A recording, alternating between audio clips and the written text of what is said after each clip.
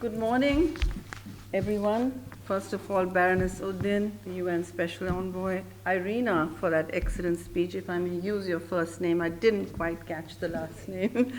And of course, Tasmina, who has moved mountains, and I'm sure many bureaucracies, to get us all here in this room. So thank you for this fantastic, crucially timed meeting. For me, it's very important because I feel that we are at an inflection point in our world history, in global politics, and in women's striving to seek gender parity. So today's convening may be about women in politics, but to me it means three things. An opportunity to stocktake where we stand today, what women actually need from politics, and what agendas we can collectively shape within our countries and together as we meet at international convenings such as this. First things first, I will not repeat what Irina has said, but I do want to appreciate the United Kingdom for its representation of 40% women as MPs, because in a world where democracy is in many levels of recession, the flame is burning bright over here. I do still feel that as far as women's rights go globally, both in public life and at home, we have many miles to go before we sleep. And before I go further into Robert Frost, I'm just going to say, I'm saying this not because we don't have a lot to celebrate, and Irina spoke about that, so I won't cover that ground, but as a lawmaker who has been on the front lines of many battles for women, both in Pakistan and at multilateral forums, I believe all of us are here, as well as our partners, the men in this battle. We strive to speak for the most unempowered, the most vulnerable, and the most at risk. Now, why does that matter? For me, and for many of my colleagues in Pakistan, I have to say I have two senators here from Pakistan, both senior and both also chairs of committees like me, and we've all fought these battles together at different stages in our life. And when I say senior, Annie, I don't mean to say you're 65 like me, but certainly parliamentary seniority gives us some opportunities and leeways to relate experience to ground realities as they shift under our feet. Now, 30 years after the milestone Beijing platform for action, it's exactly 30 years to that, where women's rights were affirmed as human rights, not a sidelined ask.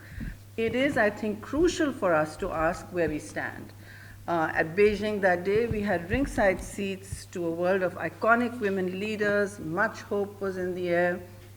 And I remember being with Pakistan's Prime Minister Benazir Bhutto, signing on to historic change against all odds at home, where she was under pressure not to sign the Beijing agenda. So this is the kind of world we operate in. It's complex, it's layered, and everyone faces challenges that perhaps may not be felt in colder climates such as this.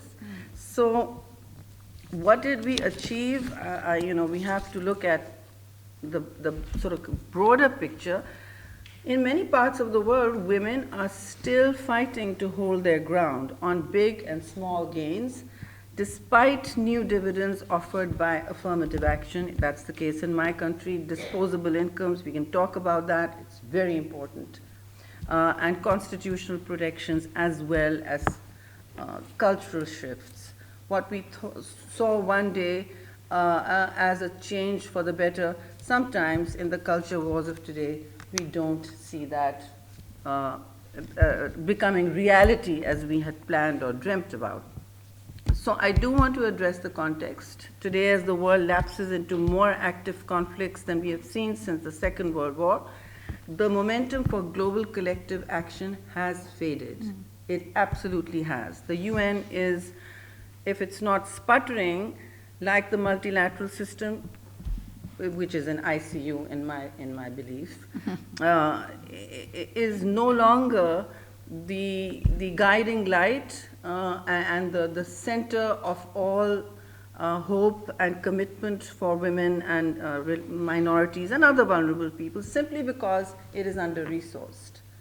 And we see SDG goals all over the world, because the UN still articulates all the common ambitions that we all still aspire to. And I would really, after 80 years of the UN, its Charter for Human Rights, would want to see it far more empowered and ambitious than it is today. And the UN is as good as its parts, of course. So we do have rights not being the evenly resourced global priority we thought they would be 30 years ago. And at the end of the first quarter of this extraordinarily volatile 21st century, where violence has serially accompanied disruption inside refugee tents, detention centers, smart screens, chat rooms, and yes, even behind gilded, privileged doors. Now, I say this because in every disruptive frontline, whether it's conflict or a pandemic or climate change or digital warfare, women and children are disproportionately harmed.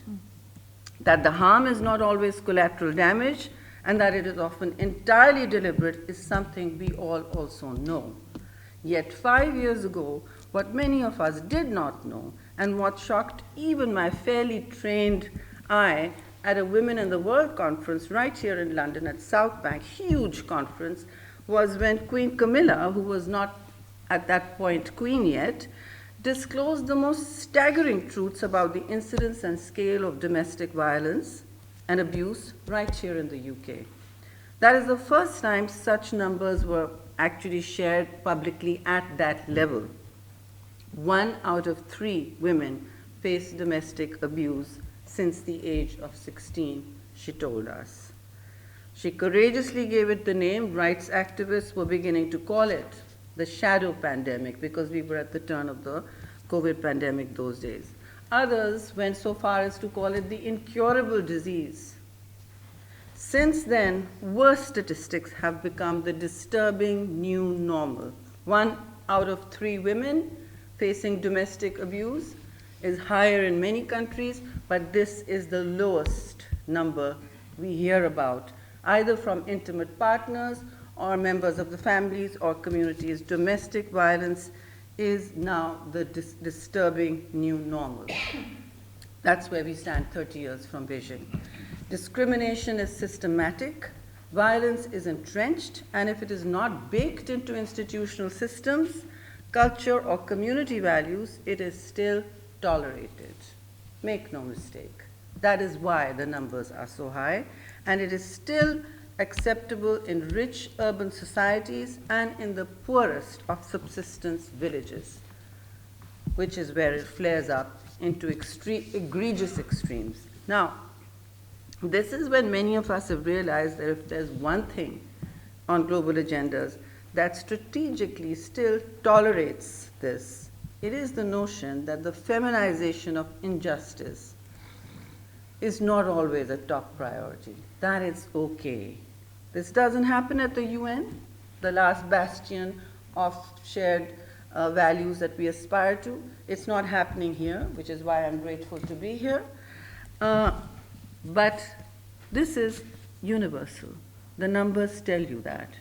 To this day, we see that even here, the home of the oldest democracy, women got the power to vote in 1928, only when suffragettes faced imprisonment and force feeding, among many other repressions and going to jail. In Pakistan, too, a very powerful women's movement peaked at the turn of the last century after facing off arrests, and may I have that book, and indignities to ward off authoritarian laws.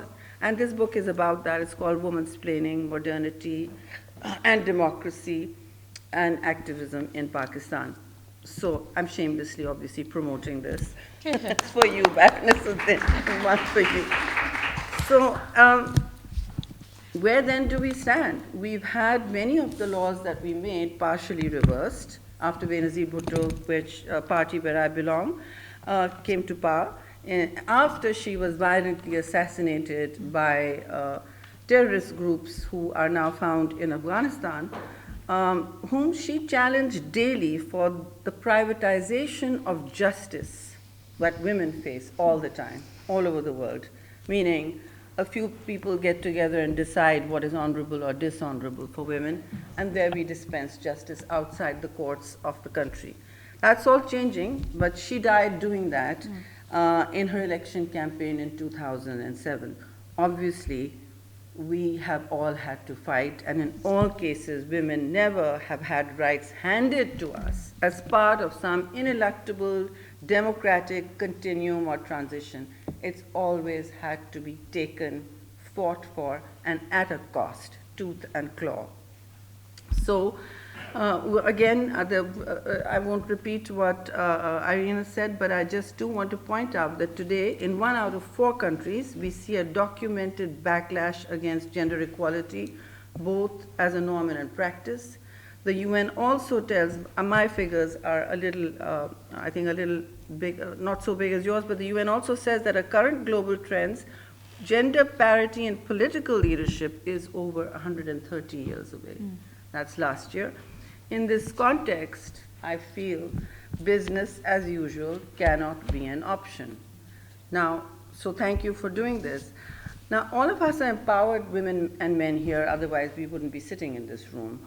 We're certainly not on the fringes of our societies. So, what are we collectively and individually fighting for? And if we encounter backlash, how do we find the tailwinds to rebuild momentum? Because that's what women have to do. 2 steps backward, 1 step forward was the name of a book written before mine on the women's movement. And what do? We make strategic choices. We keep at it with political stamina, even if it takes decades in terms of lawmaking.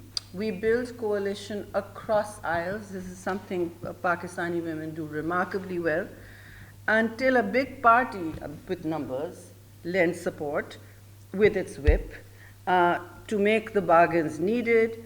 We enlist all the men we can who show us great solidarity. Certainly from my party they do, because it's part of our manifesto. And we use all the arguments we can to swing a tough vote into critical mass numbers. So even if it means what I call the kitchen sink approach, that means you throw in every kind of argument to swing blocks that are needed on the floor of the House, whether it's the religious parties, which are then told for, say for instance, there's a child marriage block bill on the table, which we've been struggling for. So we tell them, well, many countries, many Muslim majority countries no longer allow women to be married or girl children to be married under the age of 18. When we tell them that, our constitution protects women, our religion protects women, and we also cite health and nutrition facts at them. I think that, as well as the fact that our parties provide the base and the numbers when they're ready, we can also then say that the founder of our country, Quaid-e-Azam Muhammad Ali Jinnah, well before Pakistan was made, argued for the rights of women, especially against child marriage, spoke against child. So that kind of is a smorgasbord of different arguments. They have to be put together to swing that vote. For the fence sitters, we do present fair amount of data, but just to tell you quickly that in Pakistan since I didn't come here all the way from Islamabad for 1 more minute, I'm so sorry. In Pakistan, since you can't silence me that quickly, since 2002, when I became a member of parliament, we moved 5 bills. I moved them for protecting and empowering women. It took 4 years to pass the harassment of the workplace law, 9 years to pass the child marriage restraint law, 21 years to pass the law against domestic violence. 21. I've still been in parliament. The lesson learned was key, that if we keep building wider coalitions, someone else may get to pass the law that one of us built the ground for. It takes stamina, it takes hopes, and obviously an enabling political party. I quickly want to say a little bit about what women in parliament have been doing in Pakistan and how they've used politics. So you're giving me 3 minutes, right? Despite the barriers faced by women elected to parliament, new data tells us that we have 17% of women, that's the total number of women in parliament, shouldering 50% of the work or submitting 50% of parliament. It's 49 actually, so I'm stretching it there for a more glamorous number. So it's 49% of the parliamentary business is done by 17% of the women, but total number from both houses. So it's just like the vast undocumented economy of care that we see in the world that women don't get paid for, that nobody remembers. This is what's going on everywhere. And that here too, women face a daily slew of microaggressions and abuse that ranges from gender-based innuendo, put-downs in public, and other chilling predations which are often found online. I don't worry about that for myself, but about the millions of young women who are now facing this kind of abuse, harassment, and barriers to realizing their potential. And as I see it, for women in traditional societies, modernity as a cultural value is not easy to practice. In almost every social class, every choice, every battle is about power and who makes decisions in the home, not only in parliament. It is, and I say this happens even in every single country. You wouldn't have domestic abuse in such huge, staggering, chilling numbers otherwise. So the first decision battles are made at home. What have we parliamentarians done and what has my government done to change that? We have intervened in the home in favor of women through what is known as the largest income support program, the largest social security program in the world. Is the gold standard now, cited by the World Bank. And it is called the Benazir Income Support Program. It targets women at the bottom of the social pyramid, and it goes in only, so the household receives that income to give it a kickstart after climate catastrophe or any indicator, and they get it only if the woman of the household is able to register her identity, become a bank holder of a bank account, and then become somebody in the food chain of the community. She then is, from a faceless widow or a wife or a sister or a daughter, she becomes someone important that the state has recognized and is giving a direct disposable income to. So that is how the game changes it really changes at the bottom. Having that disposable income and the ability to make choices about your reproductive health, about how to space children, that's very important, and I hope we discuss this over the next few days. And finally, I want to say, as we go into one of the most climate impacted centuries that we have ever known, and Pakistan is on the front line of climate stress from 2002, we are now number 1 in the vulnerable countries risk index. Women are on the front line of that too. Whenever there's a climate catastrophe, it is entirely documented that anywhere in the world, the women are the first to face crisis. And I think we need to remember that as we sit together in rooms that are privileged, and I really appreciate that, to reach out to those that cannot speak, that cannot tell their story, and whose journeys are shaped not entirely by their own choices. So thank you for the time, and thank you for doing this. Thank you very much.